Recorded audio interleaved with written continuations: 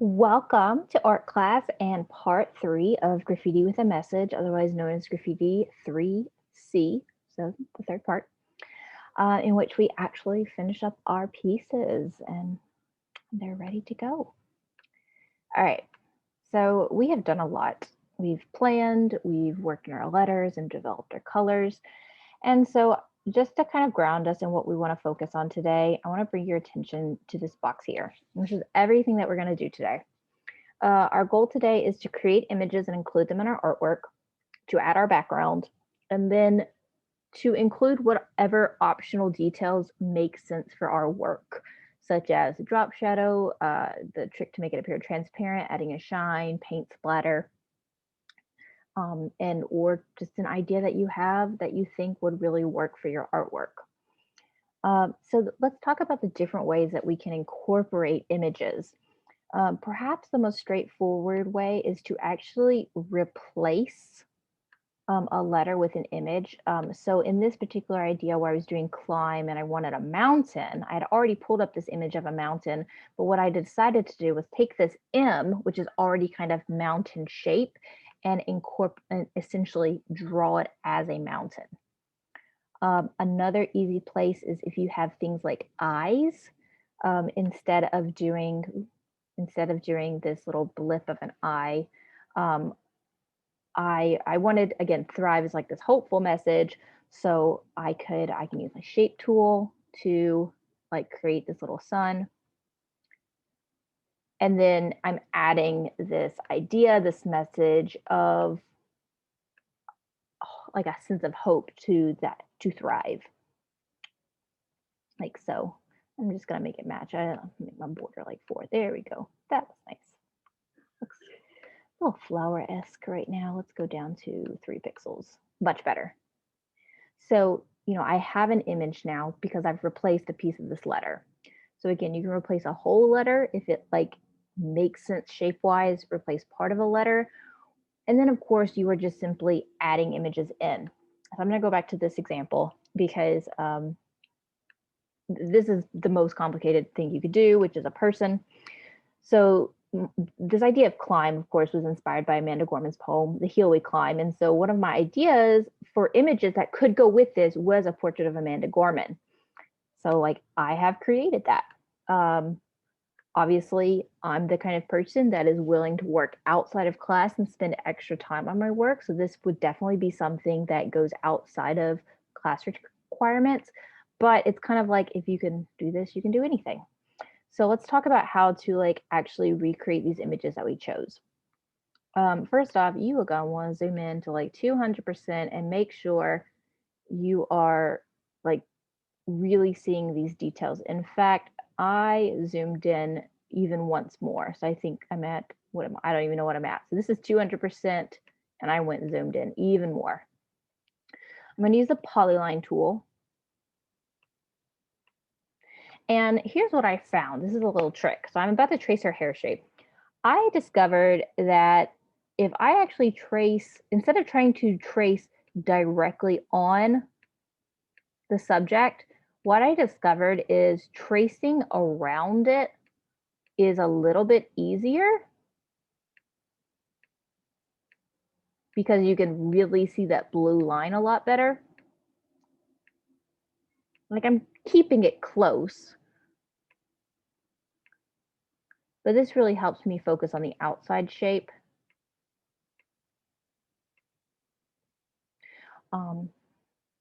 And if you've played around with the polyline tool enough and you can just do this, great. So let's talk about if you can't do this.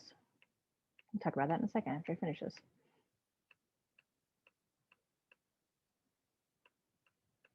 Boopity boopity boopity boop. Okay. I'm gonna just make that black for now. I'm just gonna go ahead and move that off. All right, so this is if you've practiced with the polyline tool before and you feel comfortable. But if you don't, here's my favorite trick in the world, is just do this in multiple pieces. All right, so I'm on the polyline tool. After about 10 clicks, I'm just gonna go ahead and close that off. Cool. Keep going. Just I'm gonna overlap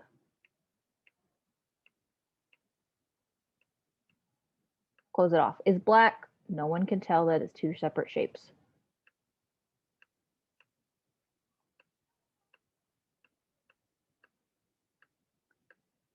No one can tell. See, it's three shapes, but I can select all of them. I selected one, hold shift, select two, and then I can group them. Now they're all one piece. Beautiful. And no one is the wiser. Keep going.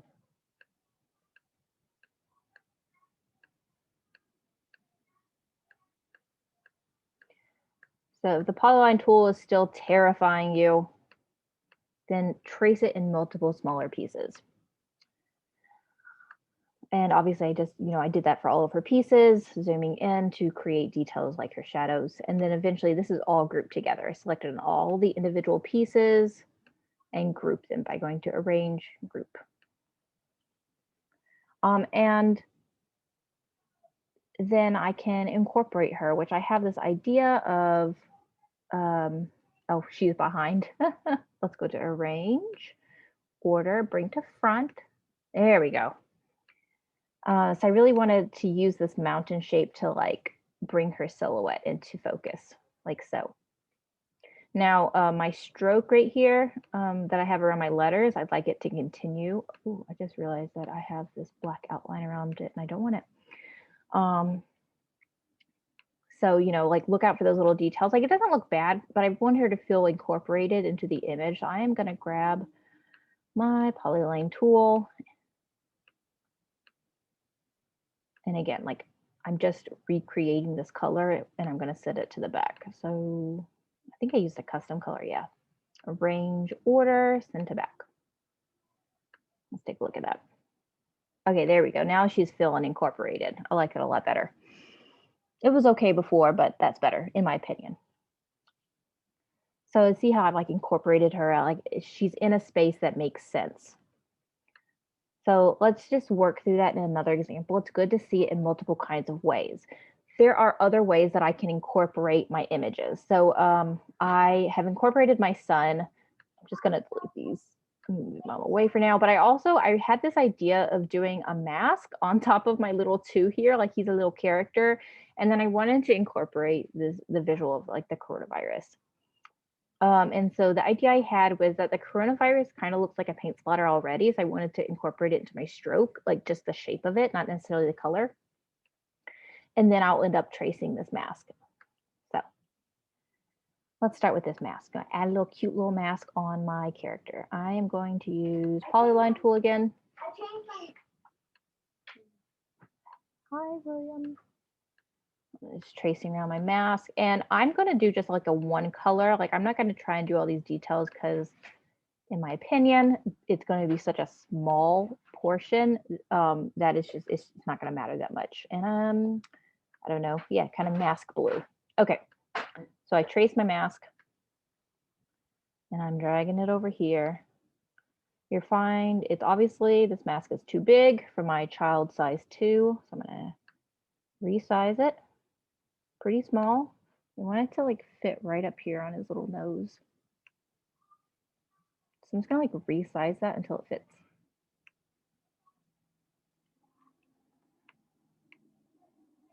Try again. Now I need to be a bit bigger. That's adorable. Let's do the little straps. I'm just gonna use the scribble tool for those. And then we'll make it the same. I actually wanted to do white, just like a little bit thicker. 3. Here we go. Cool. Look, it has a mask on. Let's give him some eyes. Let's just do some like cute little, I want to make these white. Let's duplicate it, Control D. I love Control D. And then I'm going to Control D again, but this time I'm going to make it black. Make it teeny tiny. Put it in my eye. Zoom in. Always zooming in. Cuteness.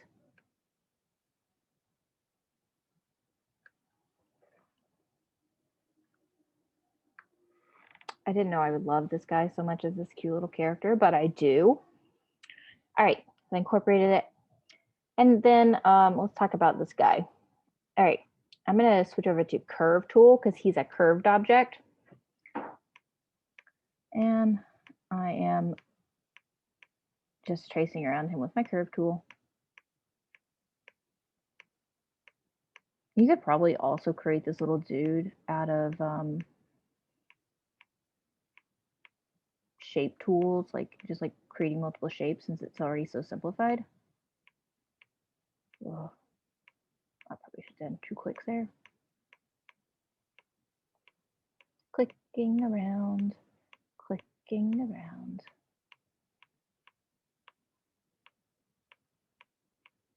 I'm spending a lot of time on like these images, but like the bulk of your time today is going to be spent on creating images. I want to just make sure that I'm covering some of these different ways. I'm gonna be honest with you, I'm definitely a perfectionist that would fix this right here, but it's a little late and for demo purposes. All right, so what I'm gonna do is I'm gonna take this little dude and I'm gonna make him match my stroke, fill in the same color. Cool. And I'm going to send him back to back. And so now it looks like my stroke is being made up of like this little coronavirus do. And then I don't need to trace it again. I traced it once. I can duplicate this little dude. And again, just making sure that I'm sending him to the back so he's not covering up my letters. Oh my gosh, like I wasn't entirely sure how this was going to come out, but I think like I actually really like it. Arrange, order, send to back. And, you know, and I can repeat that as many times as I like. I feel like that's actually a good number. Oh, it looks like a cough cloud now, but like then the coronavirus is coming out of it. That's delightful. Like not delightful, but visually delightful. And so that's like the way I've used the images help me communicate my message. And so like as you're including images, ask yourself, how does this support the message that I'm trying to convey? And that's the most important thing. All right, number 2, add a background. Super quick step. I recently found this button right here, insert an image. So instead of going to insert image, search the web, which you could still do, you can actually just go click, search the web. I'm gonna look up a brick background. Background again is just completely up to you. It just makes it feel grounded. You know, it's like creating the environment for our graffiti to live in. Find one that you like, or like a texture background. I kind of dig this blue and this yellow as well. I'm gonna go with this yellow just because of like the kind of like gross color combinations I got going here. I'm gonna make sure I stretch it out to fit. And then I can't see my stuff, so always make sure you go to arrange, order, send to back. And it looks like gold now. I thought it was gross, but now it's actually kind of cute. But it matches my yellow, and I feel good about that. So let's talk about some of these optional details now. Let me just, actually, I'm just gonna put the background in one more time. So again, insert image, search the web. You can also look up, you can look at like brick graffiti background. That's another great option.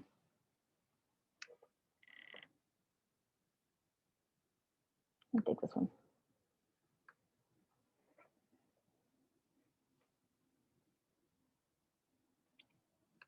I don't know if it's gonna be weird if I stretch it out. It looks fine. And then go arrange, order, send it back. Nice. Oh yeah, that really makes it come together. Okay, so let's talk about, I think actually these letters are easier to see. So drop shadow, click on your letter, format options. Drop shadow is one of the options right there. Completely up to you what you want to do. Play around with all of these options here because it's really fun to play around. Like you can even like play around with some of these like really great color combinations. Like I am digging this blue. If you want to do all of your letters at the same time, like click this letter, click my bit, click. I'm holding shift while I click on the other ones. I got everything. I'm not going to do a shadow on my crown. Format options, that's just my personal opinion. Okay, click on your drop shadow. I'm going to go with this blue. I really liked it. Pull out the distance a little bit, change my angle. Where do I like my angle at? I want it to be out to the right, so I just play with it until I find it. Play with my transparency. I'm digging that actually. Like, I don't know, a pop of blue feels like sky or something.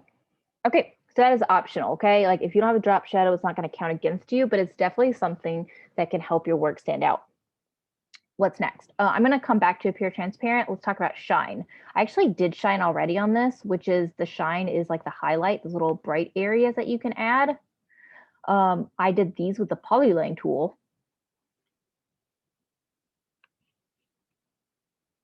Like, which is like super easy because it's like, that's 3 clicks, 4, 5, it's like 5 clicks, easy peasy. I set my border color to transparent and I did a white fill and then I did a custom color. And by taking the transparency down, you'll see a little bit of that color underneath, which is super nice. For shine on your bubble letters, you'll use the curve tool because you want it to be curvy. And I don't know, they look like beans to me. Transparent, white, but then go to custom and take the transparency down. Use control down to put your shine under, like, you know, like there's like, I don't want it on top of both letters. I only want it on top of the S. So I'm pressing control down, control down, control down, unless you're on a Mac, unless it's command down, but most of us are on PC. Oop, there he goes. Ooh, I went too far. Control up to bring it back up. That shine is like super light. I'm gonna go back to custom and adjust it. That's better. Here's a hint. I'm going to click on this shine, and then when I go to the curve tool, it will remember what I had it on.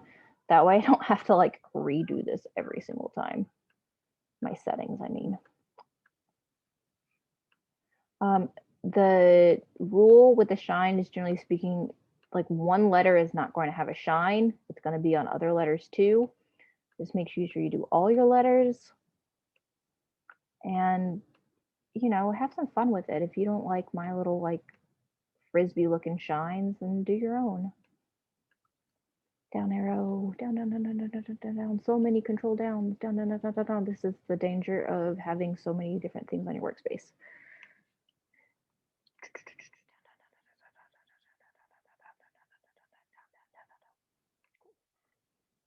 All right. I still need to do it in a couple places, but for the purposes of this demo, let's talk about paint splatter, like how to make it look like paint splatter. I tried this in like a couple of different ways. And honestly, the best way that I found to do this was, I'm gonna just kind of come over here to a clear spot, was to search the web for some paint splatter and trace it. Like, or like if you just want to like incorporate this, oh, let's find one with a transparent background.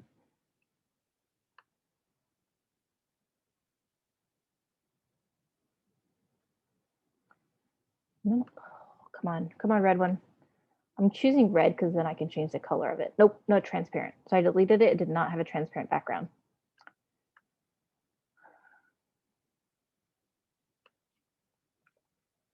All right, let's try this one. I always press enter and it doesn't insert the picture. Okay, cool. It's see-through. All right, so I chose one that actually had color because you can go to format options and you can go to recolor. Oh, I love this. And you can like make it match more of your colors. Like it's limited in like the kind of colors, but hopefully you can find one that's like at least similar. And then like make a decision. I think I'm gonna just put this towards the back. I'm gonna go arrange, order, send to back, which is gonna put it behind my background, and then just a control up arrow will bring it up. I have to click it a couple times. But that's like pretty close to my colors because that could be like really fun. I'm not going to make you redraw all these paint splatters. If you just want to incorporate paint splatters from the internet, so transparent background, like go for it. Like, I'm not going to be that extra because we like, look at all this work we did. And, you know, add as many of those as you like. That looks pretty cool. All right, appear transparent. Again, remember, these are optional details, but if you want to go that extra mile and make your work stand out. Okay, to make it appear transparent, I'm going to click on my background. I'm going to use Control D to duplicate or edit duplicate. Control D. Okay. Do not stretch this out. Just on your keyboard, left 2, up 2. And that will center it perfectly. Format options. This time we're going to adjustments. And we're going to make it like, you know, like I can't see my artwork at 50%. How are we at 74? 74 is okay. Let's try it just a little bit more. Okay, there we go. I really like that. So just play around with it. You want to find like, you know, I want the brick texture to show up in my letters, but I don't want it to like take away all my details. Okay, beautiful. All right. Now, and so like I'm done. This looks awesome. If you want to see your work without it being like surrounded by like all of this pre-work that we did, so you can really get a sense of it, you can go to File and then go to Print Settings and Preview, and this will pull up just your artwork. And I often have to do this just to kind of like see it by itself. And then I can see it. I'm going to zoom out just a little bit. Yeah. Set my screen back to 100%. And that way I can really see my artwork 100% finished. Oh, man. So just to review what we did in terms of a grade today, we incorporated our images. So in my example, I had incorporated this awesome mountain that's actually an M and this lovely image I created of Amanda Gorman. Notice that my images are not just inserted images from the internet, that I have either been inspired by them to create my own in the case of the mountain, or I have actually digitally created that image in like my portrait of Amanda Gorman. I have incorporated a background of some kind. And then the optional things I added were my drop shadow. I added in paint splatters, and I added in this transparent background. All right, close preview. There we go. I just want to iterate. The required things are including images and your background. These are required, but these are optional. Drop shadow. Oh, the shines. Shine, paint splatter, appear transparent, or anything else super cool you thought of. Like, how can you make this stand out?